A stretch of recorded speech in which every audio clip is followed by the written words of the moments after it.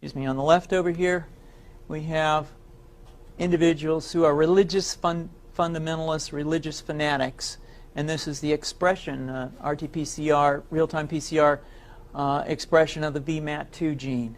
Over here, we have individuals.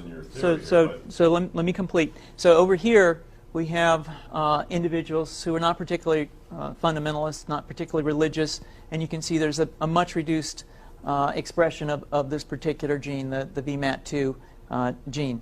Another evidence that supports our hypothesis for the development of this approach. What you see here is by spreading this virus, we're going to eliminate individuals from donning on a bomb vest and going into a market and blowing up the market. So our hypothesis is that these are fanatical people, that they have overexpression of the VMAT2 gene, and that by vaccinating them against this, we'll eliminate this behavior.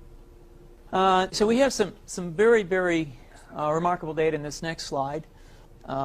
Here we have two brain scans. These are fMRIs. These are two different individuals with different levels of expression of VMAT2. On top is an individual who's a religious fanatic, an individual, and we've repeated this numerous times, that has high levels of VMAT2. Now, this individual down here who had low levels of the VMAT2 gene, this individual would self-describe as not particularly religious. In each case, these individuals were read a religious text. This individual lit up the right middle frontal gyrus, shown here, and that's a part of the brain that's associated with theory of mind. It's a part of the brain that has to do with intents and beliefs and desires. In marked contrast, here's an individual who would not particularly self-describe as religious, and when they're read a religious text, what you see is that this part of the brain called the anterior insula lights up. This is a part of the brain that's associated with disgust or displeasure on hearing something. So you're suggesting I take a CT scan with me when I'm evaluating people to determine whether I put a bullet in their head?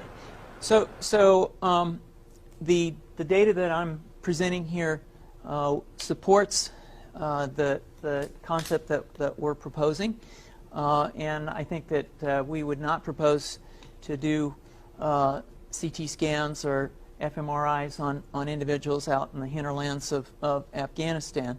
The virus would immunize against this VMAT2 gene, and that would have the effect that you see here, which is it's essentially to turn a fanatic into a normal person. And we think that will have major effects in the Middle East. How would you suggest that this is going to be dispersed? Aerosol? Well, so the present plan and the tests that we've done so far have used respiratory viruses, such as flu or rhinoviruses, and we believe that that's a satisfactory way to get the exposure of the largest part of the population. Most of us, of course, have been exposed to both of those viruses, and we're quite confident that this will be a very successful approach. This is fascinating. What's the name of this proposal?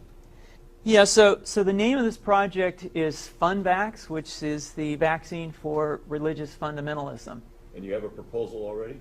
The proposal has just been submitted, and I think that the data that I have shown you today would support the development of this project, and we think it has great promise.